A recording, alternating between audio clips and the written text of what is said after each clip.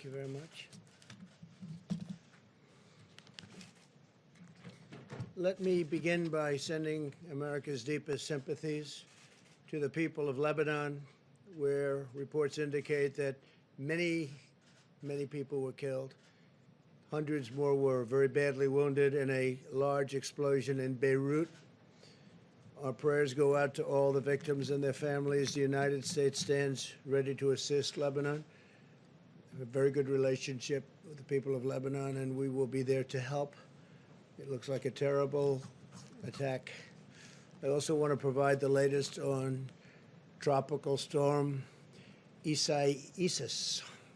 Approximately 600,000 are without power along the East Coast, and utility companies are working around the clock to restore service as quickly as possible. I spoke to Governor Cooper, I spoke to Governor DeSantis, and I spoke to all of the people at FEMA, and they're working very hard. Coastal areas in the storm's path can expect to see the storm surge and rip currents, while inland areas could see flooding and very high winds. FEMA is responding to states that have requested the assistance. We have a list of those states. We can give them to you in a little while, and my administration is monitoring the situation very closely.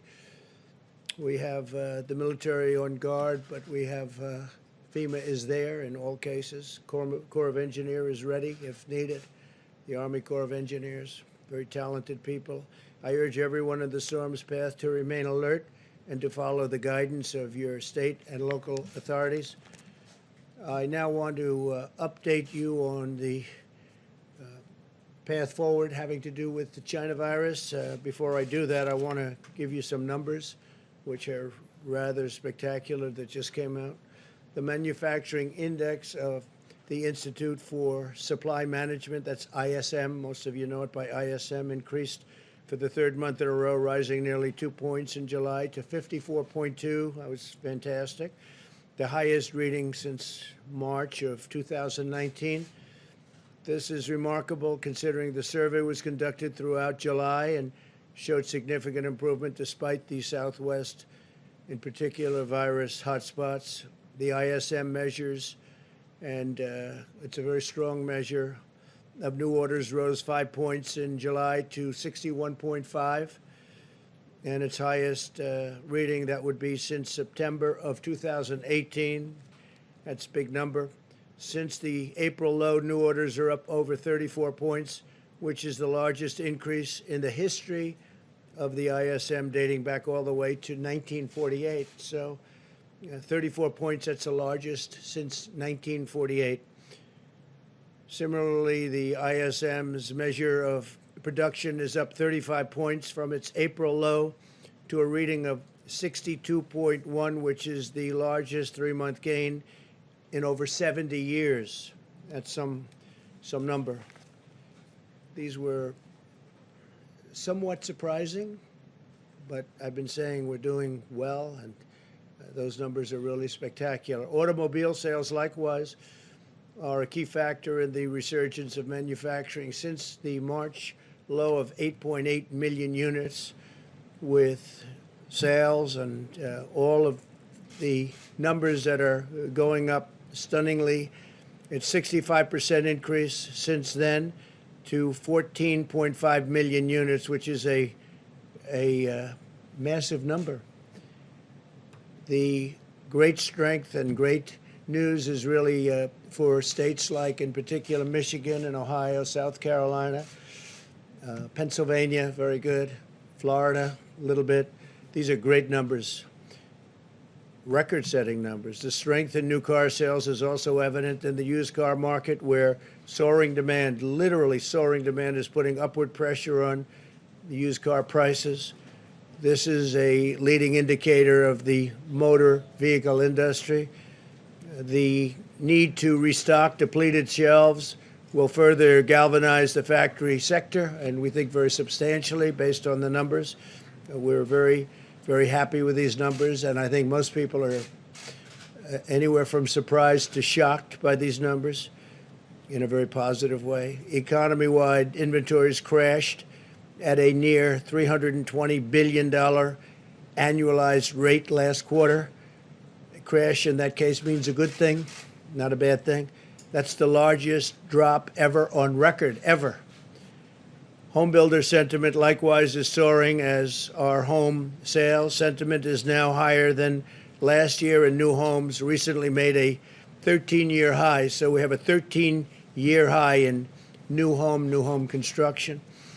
New business applications are very strong. That just came out.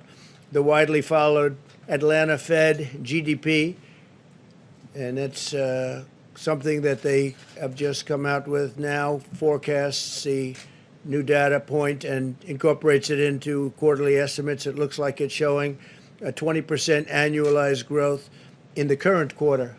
So 20% in the current quarter, we'll take that all day long. Let's see if that's right. That's a projection.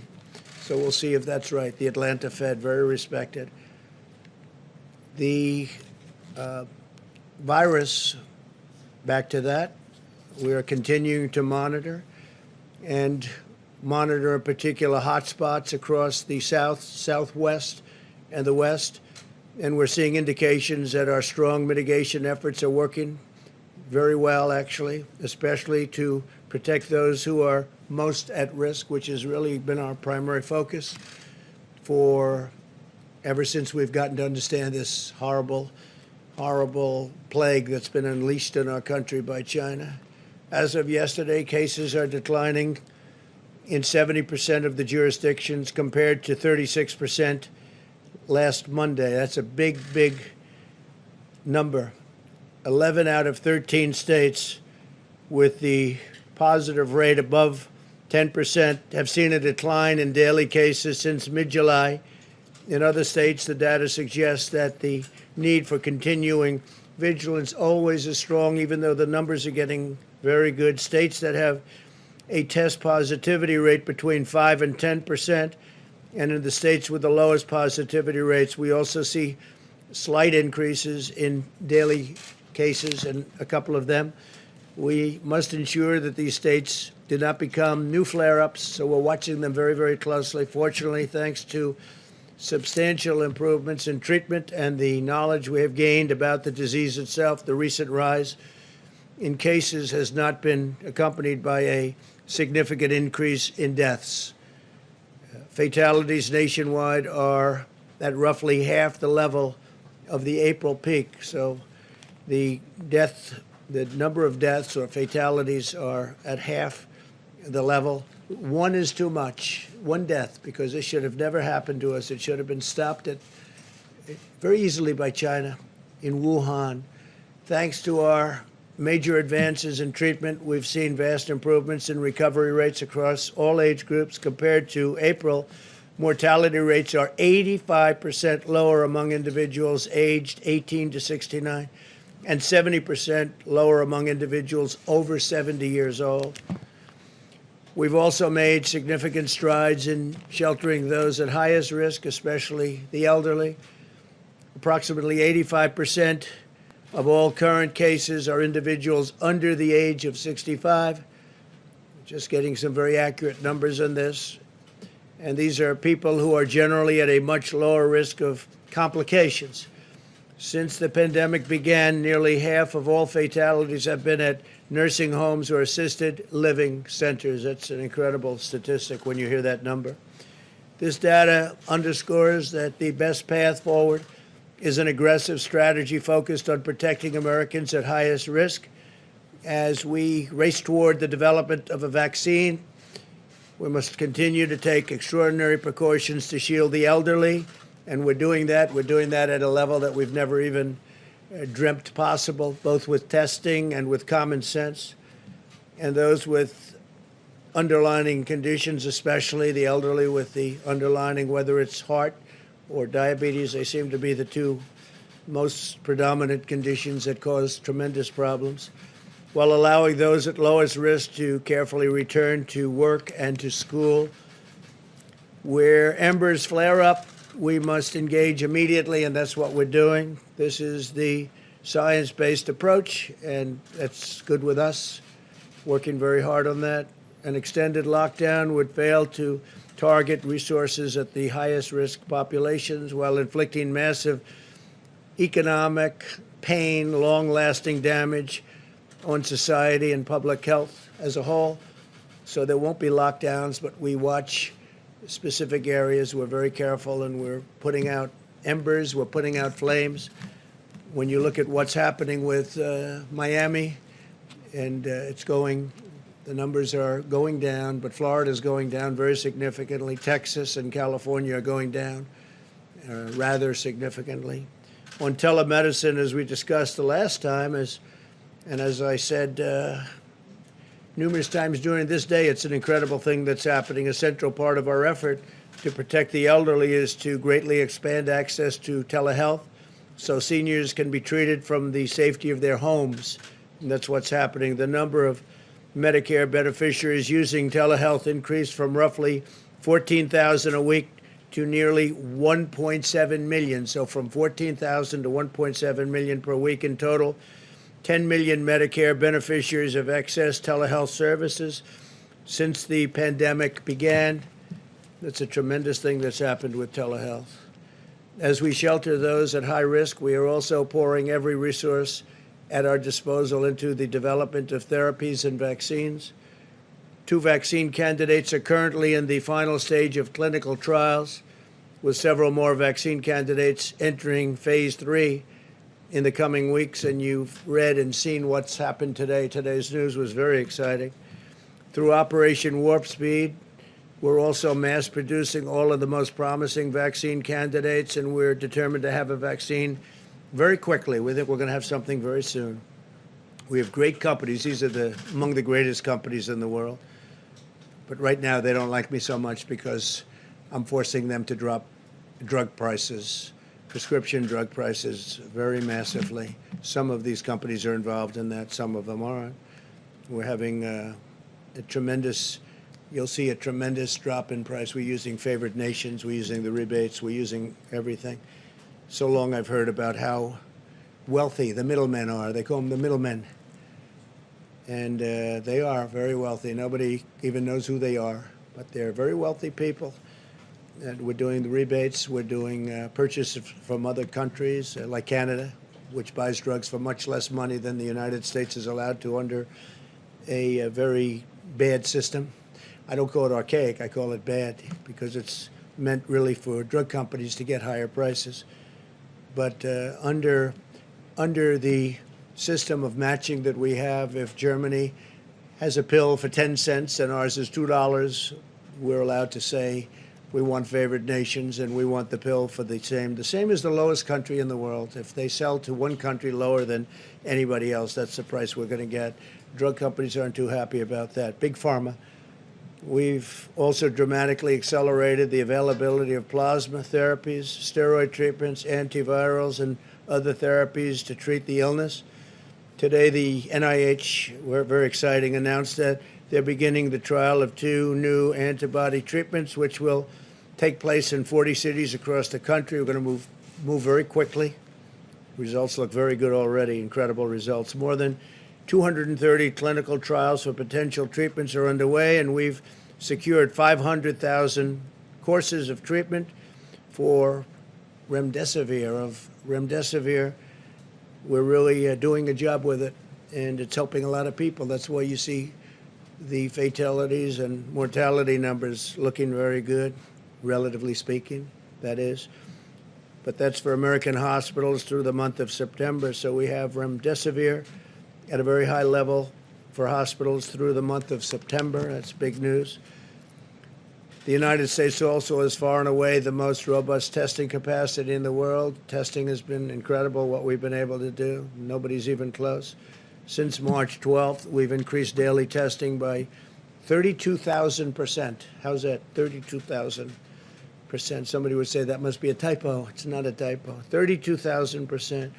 We now have conducted over 61 million tests nationwide, averaging over 820,000 tests per day and nearly 5 million tests per week. And now that we're understanding the virus, we're understanding very much what we're doing with respect to who it affects, who it's destroying, and who gets away with it, like young people, very young people. We'll be having some interesting statements having to do with testing and focus testing. I call it focus testing. By comparison, Mexico, so we're doing numbers that are incredible, but by comparison, Mexico, as you know, the president was here, he's a great guy, but their numbers are much different. They do about 1 million tests. France has done 2.9 million tests. Canada's around the 4 million mark. Australia's around the 4 million mark. The United States is testing more people in a single week than, in many cases, large segments or large, well-known countries all put together. It's been an amazing achievement, the testing and the quality of the testing also. And now we're doing testing where you can have results in 5 minutes, and 7 minutes, and 15 minutes, as opposed to waiting to come back from labs, for it to come back from labs. Over the last several weeks, HHS has opened surging testing sites in Baton Rouge, New Orleans, Phoenix, Miami, Jacksonville, Florida, McAllen, Texas, Bakersfield, California. And this week we're opening new surge sites in Houston, Texas, Atlanta. To date, more than 130,000 tests have been conducted at these sites. Last week, the FDA also authorized the first 2 tests that display an estimated quantity of antibodies present in the individual's blood, which is a big deal, allowing us to learn more about the immune response. FEMA and HHS has worked with the private sector to deliver we have new numbers, more than 200 million N95 masks, 855 million surgical masks, 36 million goggles and face shields, 364 million gowns and coveralls, and 21 billion gloves. Billion. Can you believe that? Billion gloves. And we distribute that to the governors, different states, and when we get on the phone with them, they're very happy, that I can tell you. No complaints from any of them. They're very, very happy. What they say to you separately maybe will change for political reasons, but they are very happy with the job we've done. In our national stockpile, we've tripled the number of N95 masks on hand to more than 40 million, tripled the number of gowns to 15 million, and quadrupled the number of ventilators to nearly 70,000. These numbers are growing every day, and we're now making thousands of ventilators, many thousands of ventilators a month, and we're getting them to other countries who are desperately in need of ventilators. They're very hard to produce. They're very complicated machines.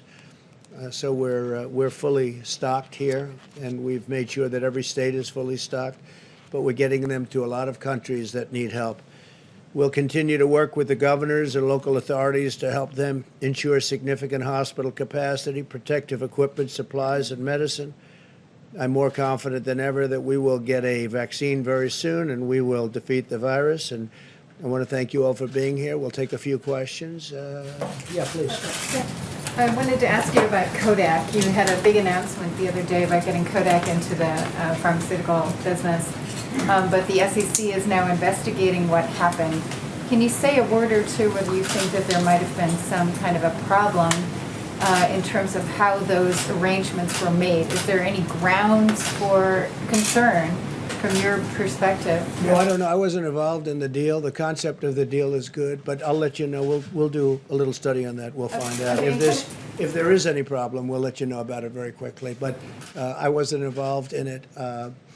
It's a big deal. It's a way of bringing back a great area, too, in addition to pharmaceuticals. Kodak has been a great name, but obviously pretty much in a different business. And so we'll see what that's all about, but we'll let you know very quickly. Yeah, please. I just want to follow up before I ask a coronavirus question on Lebanon. You called this an attack. Are you confident that this was an attack and not an accident? Well, it would seem like it based on the explosion. I've met with some of our great generals, and they just seem to feel that it was. This was not some kind of a manufacturing explosion type of event. This was seems to be, according to them, they would know better than I would, but they seem to think it was a attack. It was a bomb of some kind, yes. Interesting. And on coronavirus, you've talked a lot about, when you talk about the mortality rate, the deaths as a proportion of cases, which I understand that is significant when you look at how deadly the virus is or how good a country does at keeping people alive who get infected. But when you're talking about the scope of this virus, when you look at the percentage of the population that's died, there's only 3 countries that have more deaths than the U.S. So how do you explain that why the percentage of the population who's died is so much higher in the U.S.? Well, I think actually the numbers are lower than others. I'll get back to you on that, but we proportionately are lower than almost all countries. We're at the bottom of the list. And we're, relative to cases also, we're at the bottom of the list, which is a good thing being at the bottom of the list. But I can get back to you. We have about 4 or 5 different lists on that. And we're generally speaking at the very bottom of the list. So I'll get back to you. When I look at the Johns Hopkins, Coronavirus Resource Center on their website, it says the most affected countries, when you look at deaths per 100,000 people, the population, so how many people the population have died, you have the UK, Peru, Chile, and then the US. Canada has 8,000, 9,000 deaths. Obviously, they're smaller than us, but that's only 6% of the population.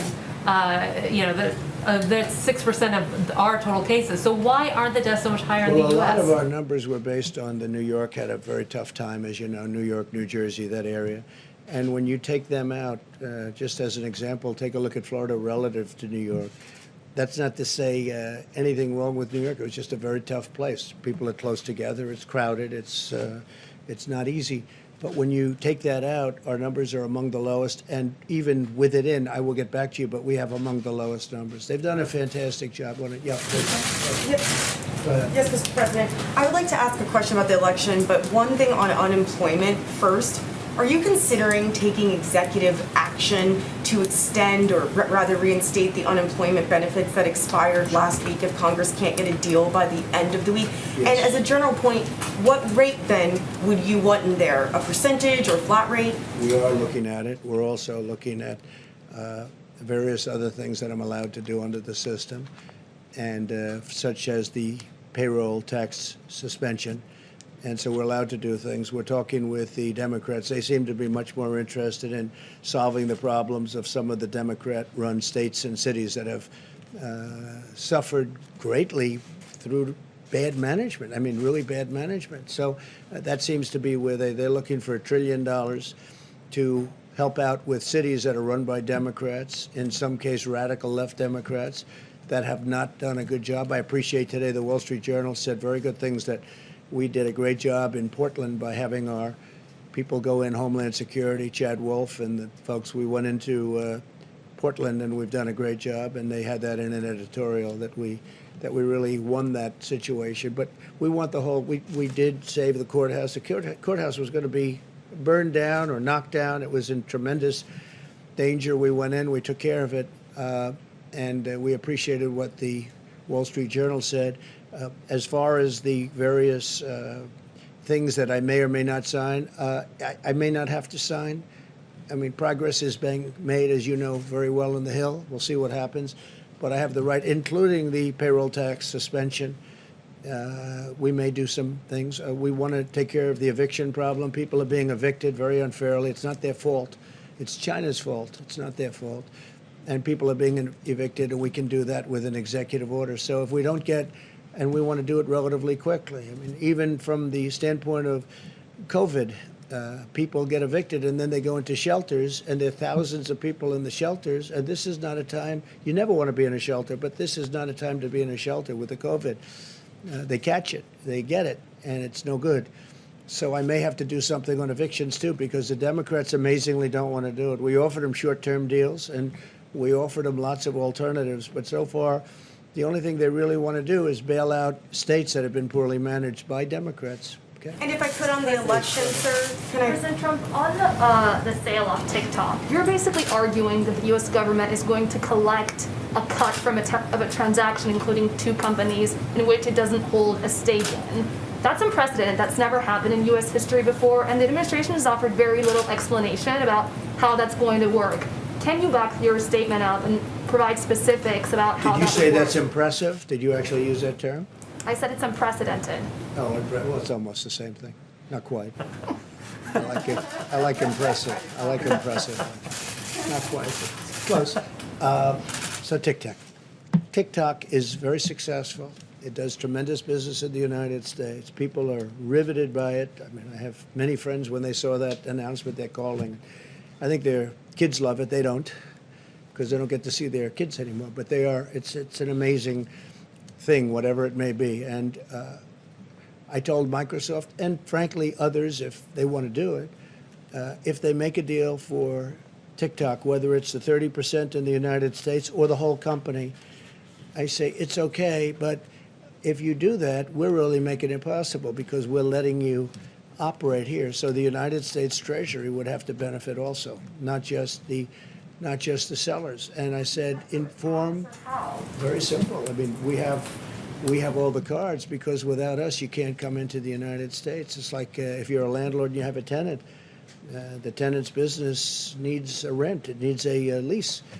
And so what I said to them is whatever the price is, a very big proportion of that price would have to go to the Treasury of the United States. And they understood that. And actually, they agreed with me. I mean, I think they agreed with me very much. Yeah, please, in the back. Thank you, sir. So that deal may or may not happen. We've given them till September 15th or so. And we'll see if we can have it and if they can be great security, meaning the obvious security. Microsoft would be a company that would be good in that respect, or approved in that respect at many levels, including working with the Department of Defense. And, you know, they have very high-level approvals. So it would be good, but there are other companies also. Yes, please. Thank you, sir. Have you or anyone in the administration reached out to other companies aside from Microsoft to see if they're interested? No, we've had other companies call us. Microsoft called me directly, and we've had other companies call. I don't know where they are. It sounds like Microsoft is along the way of doing something. I don't blame them. It'd be, you know, it's a great company. It's really a great company. But we cannot take the security risks of any of those companies, including Huawei, which, as you know, we put a halt to. But we can't take the security risk. I think our attitude on China has changed greatly since the China virus hit us. I think it changed greatly. It hit the world, and it shouldn't have. They should have been able to stop it. So we feel differently. I just don't know. When you lose so many thousands of people, and, you know, ultimately it'll be millions of people around the world. It's a terrible thing that happened to the United States and Europe and the entire world. Really a terrible thing. Yes, please. Thank you, Mr. President. I have two quick questions, one on the virus and one on policing. On the virus, you said recently that there can be too much testing. Can you explain what the downside would be from testing too many Americans for the virus and why you haven't provided a date by which all Americans might have the same kind of testing that we have here at the White House? Well, we do more testing than anybody in the world, as I explained, and I don't mean just a little bit. If you look at India, they're at about 11 million, and we're at 61 million. And there comes a point when you want to focus your testing in a different way, and we'll be announcing something. What we've done is incredible with the testing. Not only the testing, not only the number of tests, but also, very importantly, the quality of the test and the machinery itself to do the testing. Nobody thought it would be possible to get a 5-minute and a 15-minute result.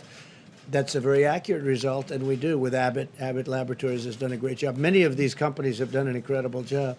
So we're looking at that very strongly, and we're looking at doing something that if we do it, look, right now what the testing is doing is helpful, but we're spending massive amounts of money, and we want to have it channeled very accurately. We want to be able to help the most people we can. But we are testing at a level that no country in the world, and I've spoken to the leaders of the world, and they'll ask me about it, no country in the world thought it would be, it's even believable that we're able to test so much. 61 million versus, you know, most countries don't even test. You know when they test? When somebody's feeling badly. If somebody's feeling badly, they're symptomatic, that's when they test. And that's a big difference. With us, we go around and looking, because if we find spots, we find hot spots.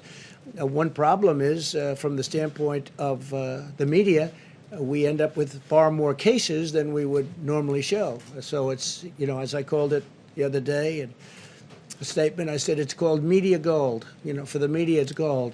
But the truth is, we've done an incredible job in testing. Nobody in the world has done the job. Other leaders have told me the same thing. They can't believe we're able to do it. And we will continue. But we want to really be able to test very specifically the people that are in most danger, most in need. Please, Please, Mr. President, Thank you, Mr. President. I wanted to ask you first about what you tweeted out earlier today in regards to Florida. and your comfortableness as it relates to mail-in ballots Yeah. for Florida. Okay, I'm glad What- you're asking. Why does that apply to Florida and it doesn't apply to mail-in balloting across the country? So Florida's got a great Republican governor, and it had a great Republican governor. It's got Ron DeSantis, Rick Scott, two great governors. And over a long period of time, they've been able to get the absentee ballots done extremely professionally. Florida is different from other states. I mean, in Nevada, where you have a governor, he said, let's just send out millions of ballots and the post office cannot be prepared. I haven't spoken to the post office about it, but I don't know how they could possibly be prepared. Florida has been working on this for years, and they have a very good system of mail-in, and that would be absentee or even beyond absentee. So in the case of Florida, there aren't too many people that would qualify. They're so well-run. Florida's a very well-run state, low taxes, low everything. They've done a great job, really a great job. And the two governors, between the both of them, they've really got a great system of absentee ballots, and even in the case of mail-in ballots, the postal services are built up there. You know, it takes a long time. When you look at the Carolyn Maloney election, I think and I'll give you the story, I think you have to do that election over. That election's no good. You have to take a look in New York. They have thousands of ballots. They don't know what happened to them. Is there fraud? It's a disaster. And that's only for a relatively small number of ballots. But I think they have to do the election in New York over. The Times wrote a big story about it yesterday, front page story. It's a disaster. It's a mess. And they have to do that. I think they have to do that election over. Nobody can know what the election result is. So in the case of Florida, they've done a great job. They've had tremendous success with it.